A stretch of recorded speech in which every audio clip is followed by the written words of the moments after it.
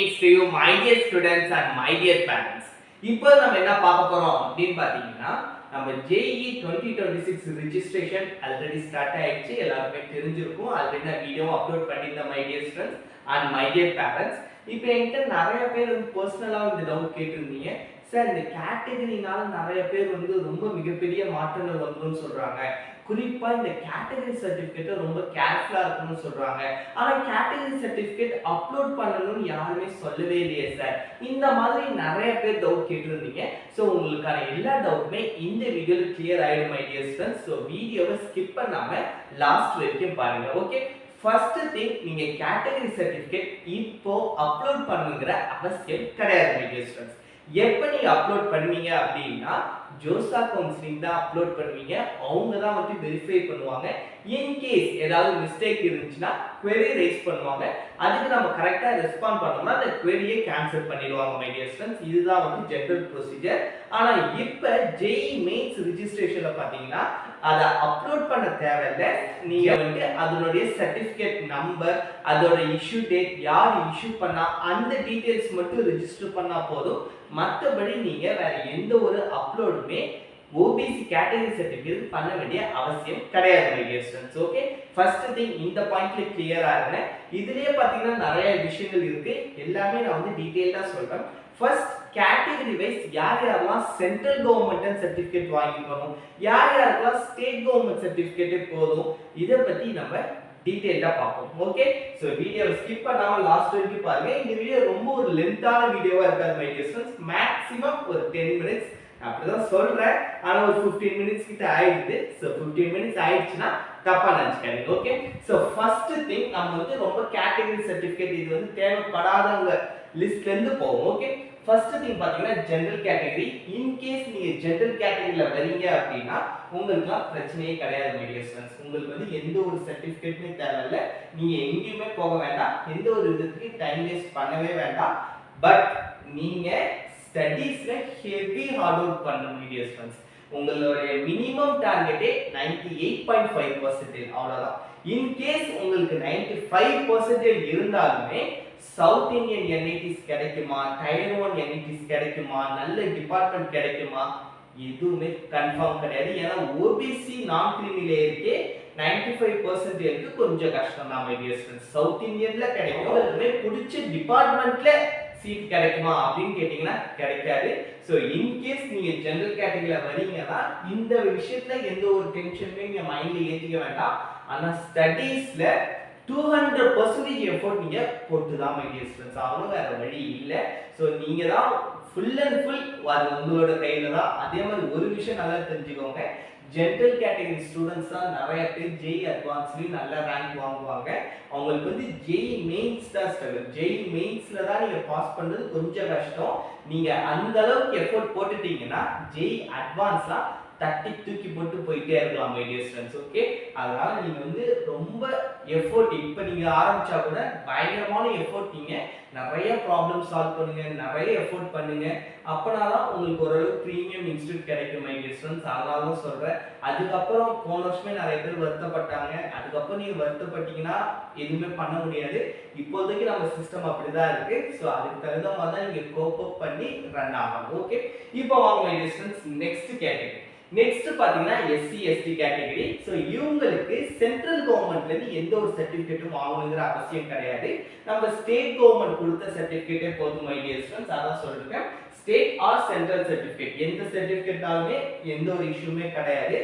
ஆனா பாத்தீங்கன்னா உங்களுக்கு வந்து நீங்க ஸ்டார்டிங்ல நீங்க பிறந்தப்ப அந்த டைம்ல வந்து கம்யூனிட்டி கார்டு மாதிரி கொடுத்துருப்பாங்க மை டியர் ஸ்டூடண்ட்ஸ். இப்ப நீங்க முடிஞ்ச அளவுக்கு நீங்க வந்து அதை டிஜிட்டலைஸ் பண்றீங்க. இப்போ வந்து டிஜிட்டலைஸ் பண்றது ரொம்ப காமன் தான் மை டியர் ஸ்டூடண்ட்ஸ். நீங்க தாசில்தார் ஆபீஸ் போனீங்கனாலே அந்த பழைய கார்டு எடுத்துட்டு அவங்களே ஆட்டோமேட்டிக்கா வந்து கன்வெர்ட் பண்ணி கொடுத்துறாங்க, டிஜிட்டலைஸ் பண்ணி தந்துடுறாங்க.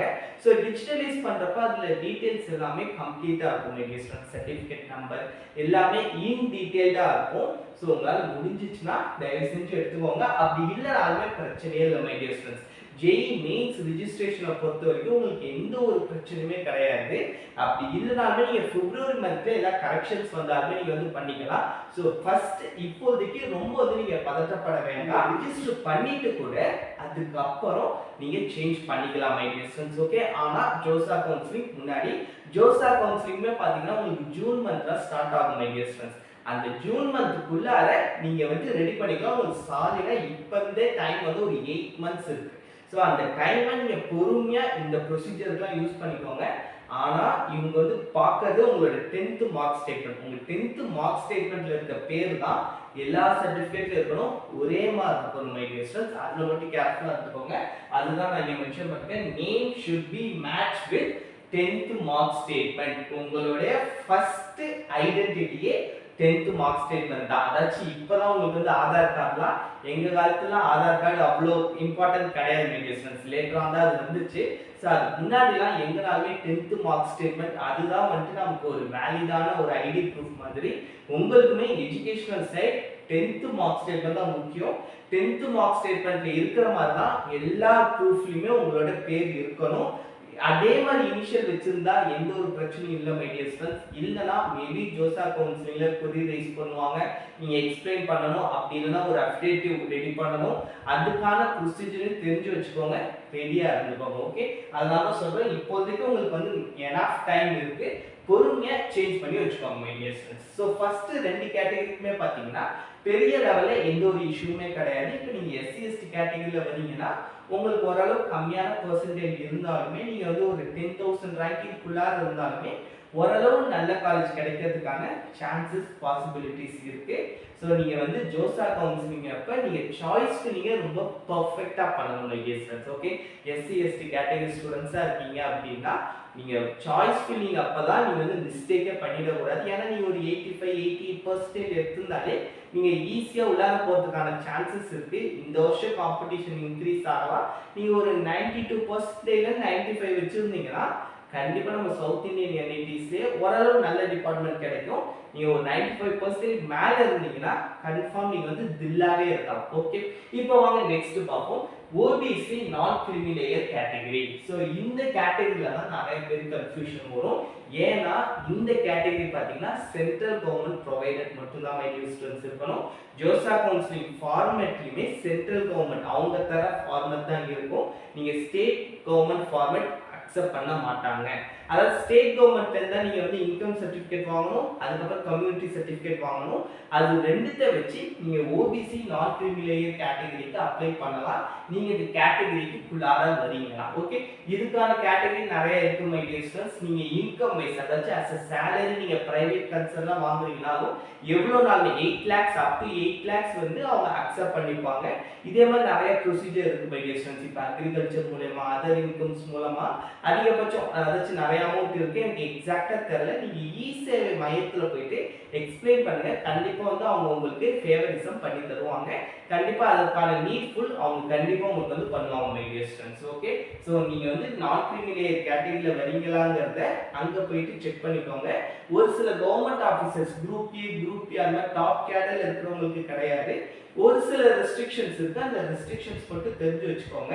நீங்க in case OBC non creamy layer category certificate வாங்கிட்டீங்கன்னா உங்களுக்கு ஒரு பிளஸ் பாயிண்ட் தான் மை டியர் ஸ்டூடெண்ட்ஸ். இது ஒரு பயங்கரமான பெனிஃபிட். ஏன் சார் அப்படின்னா ஜெனரல் கேட்டகரிக்கும் நம்ம ஓபிசி நான் கிரீமி லேயர் கேட்டகரிக்கும் பார்த்தீங்கன்னா ஒரு 1.5% 2% டிஃபரன்ஸ் சொல்லலாம் மை டியர் ஸ்டூடெண்ட்ஸ். அதாச்சும் இப்போ வந்து 99.5% தான் அதாவது ஜெனரல் கேட்டகரிக்கு ஒரு சீட் கிடைக்குதுன்னா நமக்கு வந்து ஒரு 97.5ல கிடைக்கும். 97%ல கிடைக்கிறதுக்கான சான்சஸ் இருக்கு. நம்ம வந்து உறுதியா சொல்ல முடியாது. கம்பேரிட்டிவ்லி ஜெனரல் கேட்டகரியோட கம்பேர் பண்றப்ப நமக்கு ஓபிசி நான் கிரீமி லேயர் கேட்டகரிக்கு கிடைக்கிறதுக்கான சான்சஸ் இருக்கு. ஏன்னா ரிசர்வேஷன் இருக்கு மை டியர் ஸ்டூடெண்ட்ஸ். இப்போ வந்து பாத்தீங்கன்னா 27% இவங்களுக்குன்னு ஒரு ரிசர்வேஷன் இருக்கு. இது மாதிரி ஒரு 50% வரைக்கும் ரிசர்வேஷன் கேண்டிடேட்ஸ். அதுக்கப்புறம் ஜெனரலி இடபிள்யூஎஸ் கேட்டகரி இருக்காங்க, அவங்களுக்கு ஒரு 10% வந்து இந்த மாதிரி வந்து கேட்டகரி வைஸ் ரிசர்வேஷன் இருக்கு. ஆனா ஜெனரல் கேட்டகரிக்கு ரிசர்வேஷன் கிடையாது மை டியர் ஸ்டூடெண்ட்ஸ். ஓகே, அதுதான் ஒரு சேடான விஷயம். உங்களுக்கு அந்த ரிசர்வேஷன் இருக்கிறதுனால நீங்க மேபி அதுக்கு தகுதியானவங்களா இருந்தீங்கன்னா தயவு செஞ்சு விட்டு கொடுத்துறாதீங்க. நீங்க ஜெனரல் கேட்டகரி வரீங்கிறப்ப காம்படிஷன் ரொம்ப பூஸ்ட் ஆயிடும் மை டியர் ஸ்டூடெண்ட்ஸ். அதாச்சும் ஜெய் மெயின்ஸ் ரிசல்ட்டே நீங்க பாத்தீங்கன்னா இந்த 2 காலமா வரும். ஆல் இந்தியா அதாச்சும் ஜெனரல் ரேங்க், அதுக்கப்புறம் மட்டும் கம்யூனிட்டி ரேங்க் அப்படின்னு வரும் மை டியர் ஸ்டூடெண்ட்ஸ். அந்த கம்யூனிட்டி ரேங்க்ல தான் இந்த OBC NCL category SC ST category அவங்களோட ரேங்கிங்லாம் வரும். ஜெனரல் ரேங்க்னு பார்க்குறப்ப எங்கேயோ இருக்கும் மை டியர் ஸ்டூடெண்ட்ஸ். அந்த ஜெனரல் ரேங்க் தான் உங்களுக்கு பார்ப்பாங்க. ஸோ அப்படி அந்த ஜெனரல் கேட்டகரி ஸ்டூடெண்ட்ஸ்க்கு சொல்கிறேன். அப்படி வர்றப்ப ரொம்ப வந்து உங்களுக்கு ஒரு டிஸப்பாயின்மெண்ட்டாக இருக்கும். ஜோசால சீட்டு கிடைக்கிறது ரொம்ப கஷ்டம். உங்களுக்கு வந்து நல்ல ரேங்கிங் இருந்துச்சுன்னா பிரச்சனையே கிடையாது மை டியர் ஸ்டூடெண்ட்ஸ். கம்மியான ரேங்க் இருக்கிறப்ப சொல்கிறேன், சிசாப்ல தான் நீங்கள் ட்ரை பண்ணுற மாதிரி இருக்கும். நல்ல இன்ஸ்டியூட் கிடைக்குமா தெரியாது. ஸோ அந்த ஒரு விஷயத்தில் கேர்ஃபுல்லாக இருங்க. இப்போ வாங்க, இதுக்கு வந்து central certificate only allot my dear students. உங்கள்கிட்ட வந்து கண்டிப்பாக இன்கம் சர்டிஃபிகேட்டும் இருக்கணும், அதுக்கப்புறம் கம்யூனிட்டி சர்டிஃபிகேட்டும் இருக்கணும். அதுக்கப்புறம் இன்னொரு ஒரு விஷயம், இது வந்து அப் டு டேட்ல இருக்கணும் மை டியர் ஸ்டூடெண்ட்ஸ். ஏன்னா எவ்ரி இயர் பார்த்தீங்கன்னா சேலரி மாறுது. அதனால பார்த்தீங்கன்னா every year it should be updated. அதே மாதிரி ஏப்ரல் 2026க்கு அப்புறம் தான் உங்களுக்கு வந்து ஜோசா கவுன்சிலிங் வரும், ஜூன் மாதம் வரும். அப்பயுமே நீங்க அப்டேட் பண்ணி வச்சுக்கோங்க my dear students. Maybe sir நான் 1 இயர் பிஃபோர் தான், 1 இயர் அந்த டைம் இருக்குன்னா அவங்க அக்செப்ட் பண்ணிப்பாங்க. முடிந்தால் மாற்றி வச்சுக்கோங்க. அப்படி இல்லை சார் அவங்க 1 இயர் ஆகும்னு சொல்லிட்டாங்க, நான் இப்போதான் எடுத்தேன், திரும்ப அடுத்த வருஷம் தான் அவங்க வந்து சேஞ்ச் பண்ண முடியும்னு சொல்றாங்க அப்படின்னா நீங்க விட்டுலாம். கண்டிப்பா வந்து ஜோசா கவுன்சிலிங்ல அக்செப்ட் பண்ணிப்பாங்க மை டியர் ஸ்டூடெண்ட்ஸ். அதுல வந்து உங்களுக்கு பிரச்சனை இல்லை. But it should be updated. Okay, up to டேட்ல இருக்கணும். இன்கேஸ் உங்களுக்கு என்ஐடில சீட் கிடைச்சதுக்கு அப்புறமே நீங்க அங்க போயிட்டு ஸ்காலர்ஷிப்போ அப்ளை பண்றீங்க அப்படின்னா அவங்க ஃபர்ஸ்ட் எக்ஸ்பெக்ட் பண்றதே இந்த கம்யூனிட்டி சர்டிஃபிகேட், அதாவது ஓபிசி என்சிஎல் கேட்டகரி சர்டிஃபிகேட்டும் அதுக்கப்புறம் இன்கம் சர்டிஃபிகேட்டும் அப் டு டேட்ல இருக்கா அப்படிங்கறத பார்ப்பாங்க. ரொம்ப நீங்க பழைய சர்டிஃபிகேட் வச்சு அப்ளை பண்ண முடியாது my dear students. Okay, have to be updated again for counseling. இதா சொன்னேன். ஸோ ஜோசா கவுன்சிலிங் அப்ப மேக்ஸிமம் எனக்கு தெரிஞ்சு ஏப்ரல் மந்த் வந்ததுக்கு அப்புறம் அவங்க மாத்தி தருவாங்கன்னு நம்புறேன். இன்கேஸ் அவங்க மாத்தலன்னா பிரச்சனை இல்லை மை டியர் ஸ்டூடெண்ட்ஸ். அவங்க 1 இயர் அப்படின்னு சொல்லிட்டாங்கன்னா ஒன்றும் பிரச்சனை இல்லை, நீங்க யாரும் பயப்பட வேண்டாம். நீங்க தாராளமா ஜோசா கவுன்சிலிங்ல பார்ட்டிசிபேட் பண்ணலாம். உங்களுக்கு புரிஞ்சிருக்கும் அப்படின்னு நம்புறேன். மேபி உங்களுக்கு வேற ஏதாவது டவுட் இருந்துச்சுன்னா மறக்காம கமெண்ட் செக்ஷன்ல கேளுங்க. ஓகே, அதுக்கப்புறம் பாத்தீங்கன்னா my dear students general EWS category. So இவங்களுமே வந்து ஜெனரல்ல ஒரு இடபிள்யூஎஸ் கேட்டகரின்னு ஒரு தனி கேட்டகரி புதுசா கொண்டு வந்திருந்தாங்க. இவங்களுக்கு 10% உண்டு மை டியர் ஸ்டூடெண்ட்ஸ். ஒரு காலேஜுக்குமே 10% சீட் வந்து இவங்களுக்கு அலோகேட் பண்றாங்க. ஸோ இவங்களுக்குமே கன்சிடர்ட் பை இன்கம் சர்டிஃபிகேட். அதனால இதுவுமே அப் டு டேட்ல இருக்கணும். ஓபிசி நான் கிரீமி லேயர் மாதிரி எல்லாம் இவங்களும் my dear students. So general EWS கேட்டகரியில வர கேண்டிடேட்ஸ் தயவு செஞ்சு அலர்ட்டா இருங்க. இதுக்கு வந்து நீங்க ஸ்டேட் சர்டிஃபிகேட் கூட வாங்கி வச்சுக்கலாம் my dear students. State R central ரெண்டுமே வந்து அக்செப்டபிள் தான். அதுல வந்து எந்த ஒரு பிரச்சனையும் கிடையாது. Updated EWS certificate for JEE mains 2026, அதே மாதிரி ஜோசா 2026க்குமே ரெண்டுத்துக்குமே அப் டு டேட்ல இருக்கணும். ஸோ அந்த ஒரு விஷயத்துல கேர்ஃபுல்லா இருக்கணும். ஓகே, இப்போ வாங்க மை டியர் ஸ்டூடெண்ட்ஸ், நெக்ஸ்ட் இதுதான் வந்து ஓபிசி கிரீமி லேயர். அவ்வளவுதான் மை டியர் ஸ்டூடெண்ட்ஸ். இதோட இருக்கிற எல்லா கேட்டகரியுமே நம்ம பார்த்தாச்சு. உங்களுக்கு வந்து மேக்ஸிமம் எல்லாமே புரிஞ்சிருக்கும் அப்படின்னு நான் முழுசா நம்புறேன். இன்கேஸ் உங்களுக்கு வேற ஏதாவது டவுட் இருந்துச்சுன்னா மறக்காம கமெண்ட் செக்ஷன்ல கேட்டுருங்க. Okay, considered as general category my dear students. In case OBC நான் நான் கிரீமி லேயர் ட்ரை பண்ணேன் சார், நான் வந்து என்னோட தாசில்தார் கிட்ட கேட்டேன், விஏஓ கிட்ட கேட்டேன், டெப்டி தாசில்தார் கிட்ட கேட்டேன், அவங்க வந்து நீங்க வர மாட்டீங்கப்பா அப்படின்னு சொல்லிட்டாங்க அப்படின்னா ஓபிசி கிரீமி லேயர் ஏதாச்சும் வந்து ஒரு கேட்டகரி இருக்கா சார், அவங்களுக்கு ஏதாவது ரிசர்வேஷன் இருக்கா, அவங்களுக்கு ஏதாவது சலுகைகள் இருக்கா அப்படின்னா கண்டிப்பா கிடையாது மை டியர் ஸ்டூடெண்ட்ஸ். அப்படியே அவங்க ஜெனரல் கேட்டகரிக்கு வந்துருவாங்க. ஸோ ஜெனரல் கேண்டிடேட்டா தான் அவங்க கன்சிடர் பண்ணப்படுவாங்க. ஓகே, ஸோ அதனால அந்த ஒரு விஷயத்துல கொஞ்சம் கேர்ஃபுல்லாவே இருங்க மை டியர் ஸ்டூடெண்ட்ஸ். ஓகே, இப்போ லாஸ்ட்ல my dear students, what if I don't have category certificate.